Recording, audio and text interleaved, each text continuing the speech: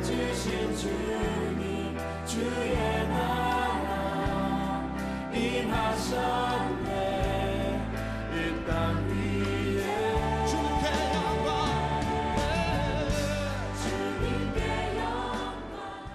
오늘은 2016년 10월 마지막 주일로 499년째에 일어났던 종교개혁을 기념하는 종교개혁 기념주일입니다.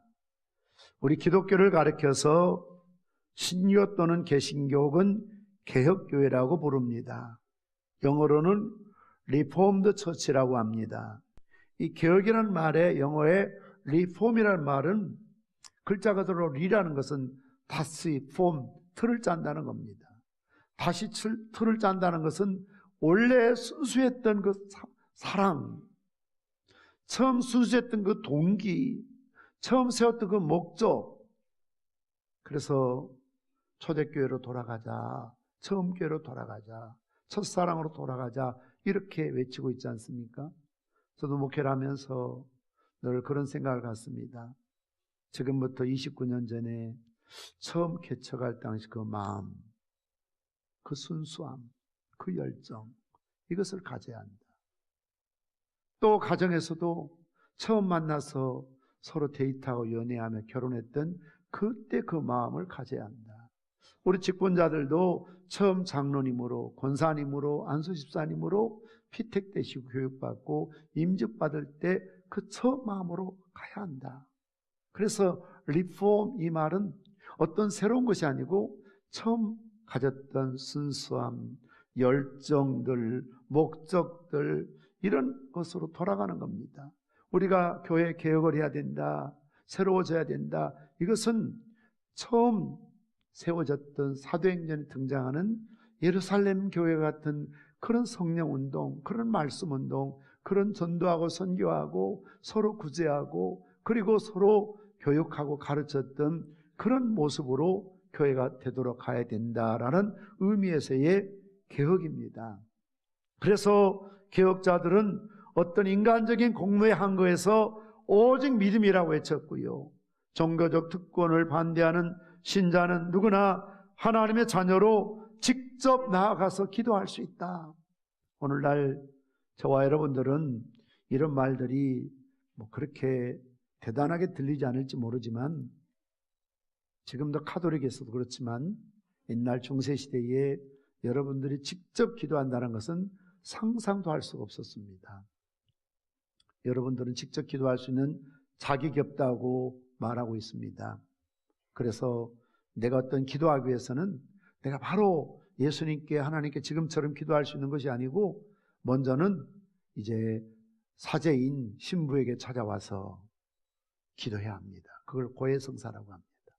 여러분의 죄 문제든 개인적인 문제든 마음의 어떤 소원의 문제든 다 먼저 가지고 와서 사제에게 기도해야 합니다. 사제가 이 기도를 갖고 마리아에게 나아가서 기도합니다. 마리아는 이 기도를 가지고 예수님께 가서 기도한다. 이게 소위 중보 기도의 시스템이었습니다. 그러니 옛날 중세시대에는 직접 교회 가서 성당 가서 아버지 하나님 주여 하고 기도를 못하는 겁니다. 그것은 기도가 될 수가 없습니다.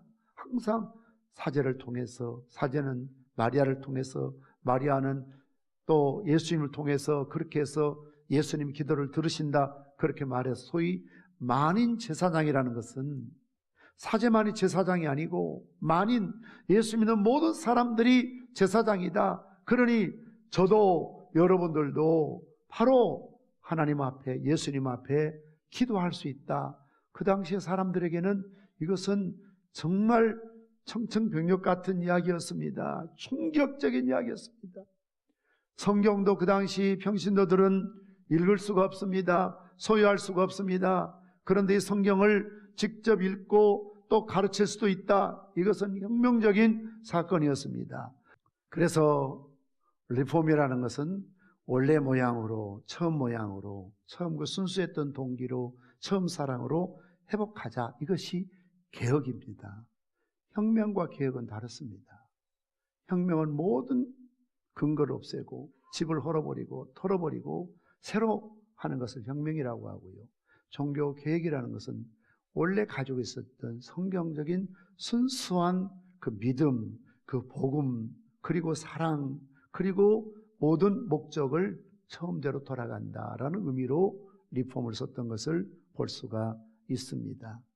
이처럼 그 당시에 권위의식에 잘못된 교리나 전통에 정면으로 항거하면서 권위라는 것은 교황이 아니고 추기경도 아니고 신부도 아니고 그 누구도 아니고 오직 성경의 권위만을 인정하는 것을 신학과 신앙과 삶의 기초로 삼았던 것을 볼 수가 있습니다.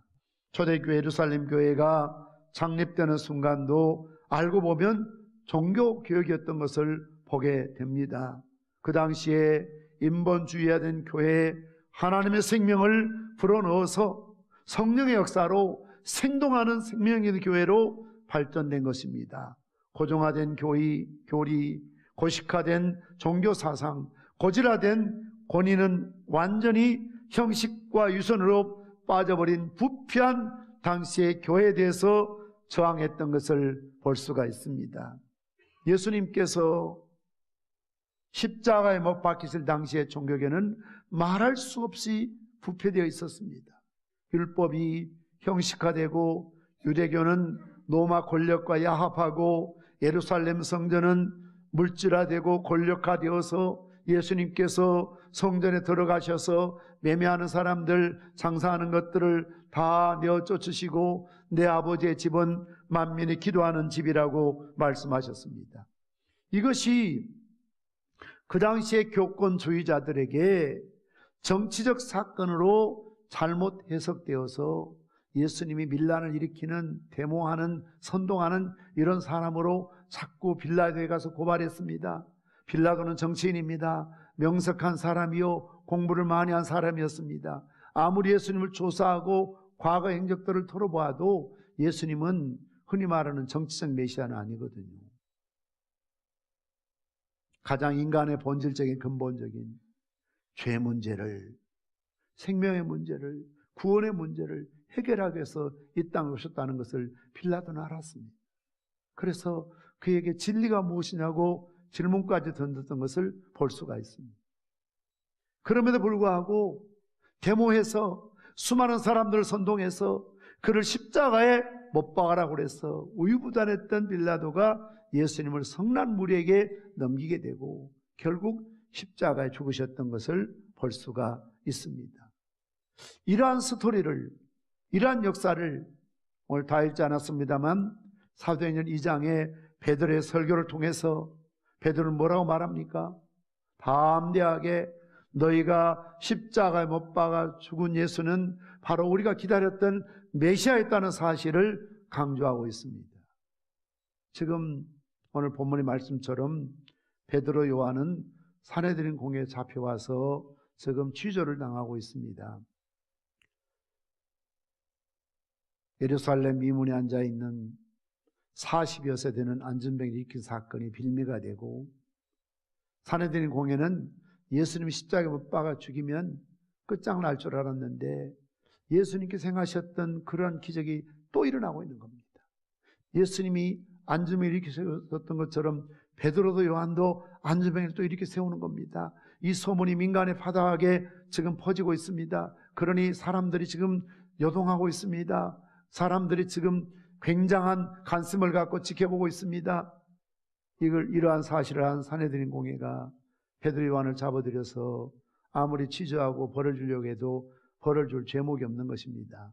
그래서 결국 더 이상 가르치지도 말고 예수의 이름으로 전하지도 말라 협박하고 위협하며 풀어놓으려고 했던 것을 볼 수가 있습니다.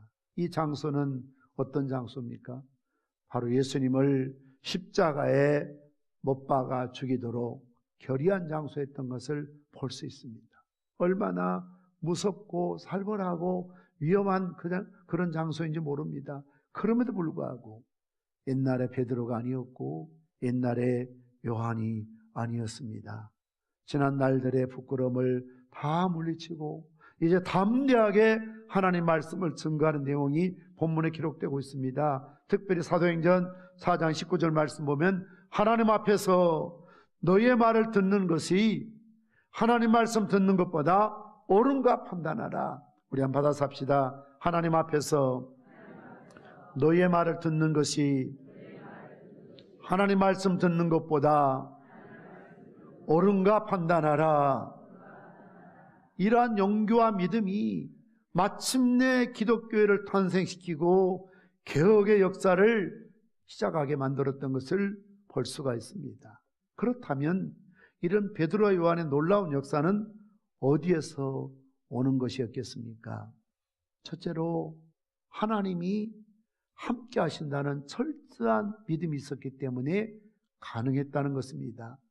그들이 그처럼 거짓과 불의를 한가함에 있어서 담대할 수 있었던 것은 그들의 어떤 돈의 힘이나 권력의 힘이나 무력의 힘이나 어떤 지적 능력이 있어서 결코 그런 것은 아닙니다. 다시 말씀드리면 어떤 자기들이 갖고 있는 신념이나 정치적인 철학이 있어서 그런 게 아니었다 그 말이죠.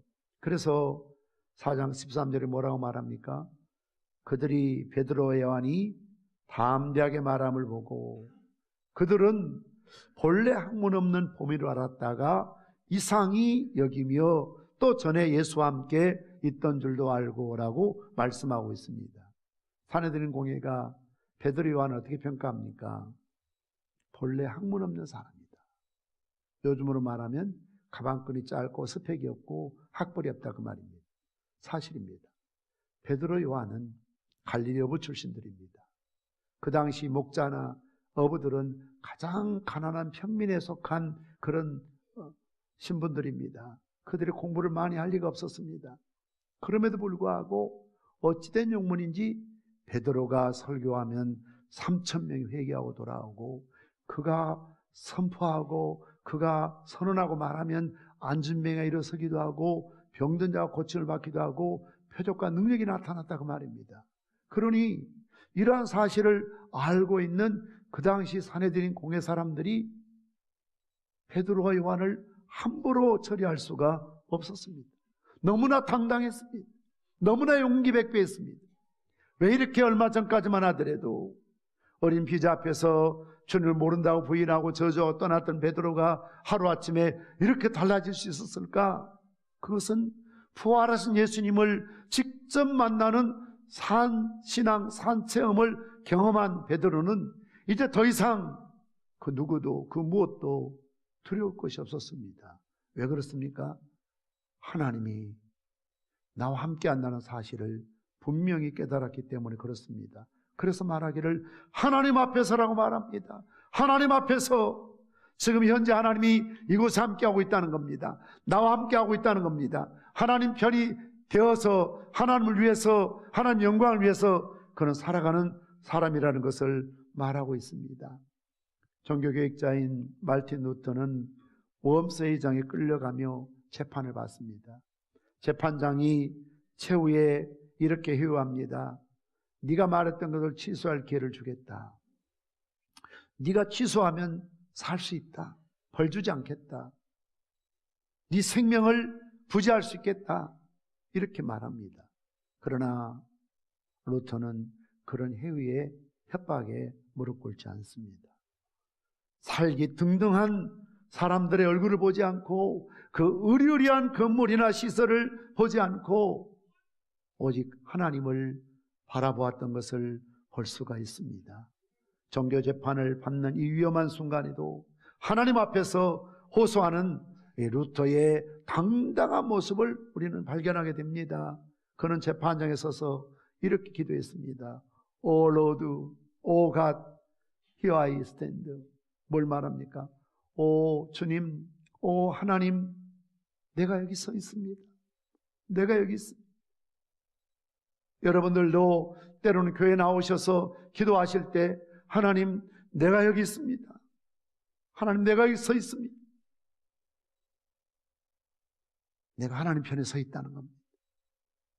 하나님이 나와 함께 하신다는 겁니다. 그 자리가 복음의 자리요, 하나님 뜻이 있는 자리요, 하나님의 생명이 있는 자리요, 하나님 주신 사명을 이루는 진실한 자리, 신앙의 자리, 의가 있는 자리라고 외치고 있는 것을 볼 수가 있습니다. 두 번째는 말씀의 재인식, 재발견입니다. 당시 이스라엘 사람들은 성경을 믿고 예언도 믿고 선지자도 믿는 사람들이었습니다. 그런데 그 예언이 성취되는 예수님을 믿지 않았거든요. 오늘 베드로 요한은 그렇지 않다는 것입니다. 은과 금은 내게 없지만 내게 있는 것은 내게 주노니 나사렛 예수 그리스도 이름으로 일어나 걸으라고 했더니 40여 살에 되는 안전뱅이가 일어서서 걷기도 하며 뛰며 하나님 성전에 들어가 하나님을 찬송했던 것을 볼 수가 있습니다. 그 소식이 지금 바다하게 소문나 있습니다. 바로 그 사람이 베드로 곁에 요한의 곁에 서 있는 것입니다. 그러면서 오늘 베드로 요한이 외치는 것이 무엇입니까? 우리가 알고 있는 예언의 말씀이, 약속의 말씀이 실현되었다, 성취되었다. 바로 그분이 예수님이다. 예수님의 오심이 예언의 성취요, 십자가의 사건도 말씀의 성취요, 방언의 역사도 요엘서에 나타난 응답이요, 심지어 가룟 유다가 예수님을 판 것도 예언의 성취라고 가르쳤던 것을 볼 수가 있습니다. 뭘 말합니까? 하나님 말씀이 오늘 내 삶의 현장에서 적용되어지고 이루어지고 성취되고 있다는 겁니다. 오늘날 여러분들이 알고 있는 얼마나 하나님 약속의 말씀이 많이 있습니까? 여러분들이 줄줄 외우는 성경 구절이 얼마나 많이 있습니까? 그런데 그 말씀이 어떤 이념적인 생각이나 사상으로 또는 머릿속에만 있는 말씀이 되어서는 안 되고 그 말씀이 내 가슴에 내려오고 그 말씀이 내 입에 있고 그 말씀이 내 삶 속에 강력하게 역사로 간증할 수 있도록 보여지고 증거되어지고 나타나야 될 줄 믿습니다. 말씀이 적용되어야지 한다는 것입니다. 베드로처럼 밤새도록 그물을 던졌지만 고기를 낚지 못했습니다. 그러나 내가 말씀에 의지해서 그물을 내리겠습니다. 여러분들에게 어떤 기도의 제목이 있습니까? 답답한 일이 있습니까? 정말 해결받지 않으면 안 될 중요한 문제가 있습니까? 그 문제를 가슴에 안고 끙끙거리고 괴로워하고 답답해하고 그렇게 마음 아파하지 마시고 성경을 펴십시오. 그리고 말씀을 읽으십시오. 말씀을 읽어나가면 반드시 그 문제에 대한 기도에 대한 어떤 사건에 대한 하나님께서 내게 주신 말씀이 살아 움직이는 말씀이 있게 될 줄 믿으시기를 바랍니다. 오늘 베드로 요한도 마찬가지입니다. 너희들이 믿었던 메시아, 심지어 너희들이 몰라서 십자가에 못 박아 죽인 나사렛 예수가 바로 우리 조상들과 아브라함과 다윗과 그 자손을 통해서 예언되어진 구약의 예언의 말씀이 성취되었다. 그러니 성경 공부 좀 제대로 하고 말씀 좀 제대로 읽고 좀 성경 좀 읽어봐라 그 말입니다. 성경을 안다면 어떻게 너희들이 기다렸던 메시아를 십자가에 못 박아 죽일 수가 있느냐. 그들에게 회개를 촉구했던 것을 볼 수가 있습니다. 말틴 루터 자신도 인간의 가장 근본적인 죄 문제를 해결하기 위해서 얼마나 노력하고 몸부림쳤는지 모릅니다. 기록에 하면 그는 성전의 계단을 무릎으로 오르락내리락 하면서 무릎에 피가 나도록, 그리고 성당에 들어가서 참 커튼을 붙들고 오 마이 신, 나의 죄, 나의 죄. 그래서 인간에게 주어진 이 죄 문제를 어떻게 해결할 수 있을까? 때로는 금식하고 기도하고 고행하고 여러 가지 가르쳐준 대로 아는 대로 백방으로 노력해봤지만 마음에 평화가 없었습니다. 마음에 기쁨이 없었습니다. 오히려 하나님 앞에서 죄인으로서 불안하고 공포스럽고 절망만이 그를 사로잡았습니다. 그러던 중에 그는 로마서 말씀을 주석하게 됩니다. 로마서 1장 17절 말씀, 의인은 믿음으로 말미암아 살리라. 이 말씀이 얼마나 그에게 강력하게 와닿았는지 모릅니다. 아, 그렇구나. 의롭게 되는 것은 어떤 선행이나 종교적인 의식이나 또는 면죄부를 사서 죄가 없어지는 게 아니구나. 오직 믿음으로 말미암아 의로워지는구나. 누구를 믿는 것입니까? 예수를 믿음으로 말미암아 의로워질 수 있는 유일한 길이라는 것을 루터가 깨닫게 됩니다. 그래서 그 유명한 10월 31일에 1517년, 지금부터 499년 전 10월 31일 마지막 날에 소위 국회의사당에다가 95개 조의 반박문을 써붙이게 되는 것을 볼 수가 있습니다. 한마디로 그때 이야기했던 것은 얼마나 그 당시 천주교가 부패하고 타락했는가를 엿볼 수가 있습니다. 말씀을 떠나버린 교권주의, 말씀을 떠나버린 인간의 공로중심, 어떤 이성중심으로 또는 인본주의적으로 흘렀던 그 당시 로마 교회에 대해서 질타하고 있는 그런 내용으로 가득 차 있는 것을 볼 수가 있습니다. 말씀을 통해서 인간이 의로워지는 것은 오직 믿음으로 말미암아 의로워진다는 사실을 강조하고 있습니다. 마지막 세 번째는 오늘 19절 말씀처럼 내가 하나님 앞에서 너희의 말한 것을 듣는 것이 하나님 말씀을 듣는 것보다 옳은가 판단하라. 그들은 하나님의 영광을 위해서 살아가야 된다는 분명한 명제를 보이고 있습니다. 사람의 말보다 하나님 말씀 우선해야 된다는 것입니다. 사람을 기쁘게 하기보다 하나님을 기쁘시게 해야 된다는 겁니다. 사람을 좋게 하기보다 하나님을 좋게 해야 된다는 것입니다. 사람을 영광을 위해서 사는 것보다 하나님의 영광을 위해서 살아야 된다는 것입니다. 이것이 바로 저와 여러분들이 살아야 될 인생의 궁극적인 목적입니다. 사람의 제일 된 목적이 무엇입니까? 하나님을 영화롭게 해서 사는 것입니다. 이것이 개혁주의자들의 외침이었던 것을 볼 수가 있습니다. 사람의 법, 사람의 마음, 사람의 제도를 때로는 초월해야 된다는 것입니다. 다시 말씀드리면 세상 모든 사람들이 나를 정죄한다 할지라도 하나님이 나를 의롭다 하시면 그것으로 나는 살아갈 수가 있고, 세상 모든 사람들이 찬성해도 하나님이 싫어하시면 나는 그것을 버릴 수 있는 용기가 우리에게 있어야 한다는 것입니다. 개혁자들은 바로 그런 믿음으로 살았습니다. 베드로도 결국은 거꾸로 십자가를 지고 주님 걸어가신 순교의 길을 따라갔습니다. 바울도 결국은 로마에서 그 돌로 목을 치는 그런 잔인한 참 사형을 당해서 결국 순교를 당했던 것을 볼 수가 있습니다. 사는 것도 하나님의 영광을 위해 살아야 되지만 죽는 일이 있다면 죽음 또한 하나님의 영광을 위해서 살아야 된다는 것이 개혁주의자들의 한결같은 믿음이요 신앙이었던 것을 보게 됩니다. 재판장에 나가는 루터에게 그의 친구가 말렸습니다. 그때 루터가 유명한 말을 남겼습니다. 웜스 회의장에 기왓장처럼 마귀가 많더라도 나는 두려워하지 아니하리라. 그 당시 교권주의자들, 추기경들, 신부들, 모든 교황들 얼마나 말틴 루터를 죽이지 못해서 그렇게 안달이었겠습니까? 그러나 루터는 말합니다. 그 웜스 회의장, 그 의리리한 성당에 수천 개 수만 개 되는 기앗장처럼 마귀가 많더라도 나는 두려워하지 아니하리라. 나는 무서워하지 아니하리라. 왜 이런 용기가 나왔겠습니까? 바로 하나님 편에 서 있다는, 하나님 말씀대로 산다는, 하나님 영광대로 산다는 그런 개혁자에게서 나오는 힘이요, 용기요, 생명이었던 것을 볼 수가 있습니다. 오직 믿음으로, 오직 하나님의 영광을 위해서 하나님의 뜻으로 살겠다는 것입니다. 모든 사람이 다 반대한다라도 진리는 진리인 것입니다.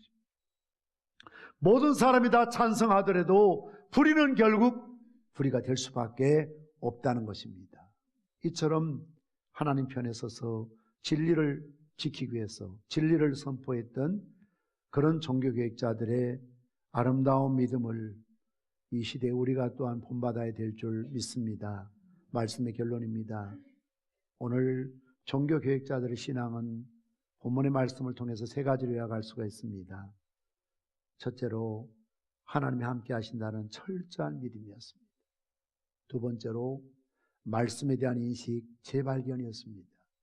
세 번째로 그들은 하나님의 영광을 위해서 살아가야 된다는 분명한 목적이 있었기 때문에 용기 있는, 의로운, 그리고 담대하게 자신과 그 시대를 이기고 하나님 나라를 이 땅에 건설했던 개혁자들의 아름다운 신앙과 유산을 우리가 본받아야 될 줄 믿습니다.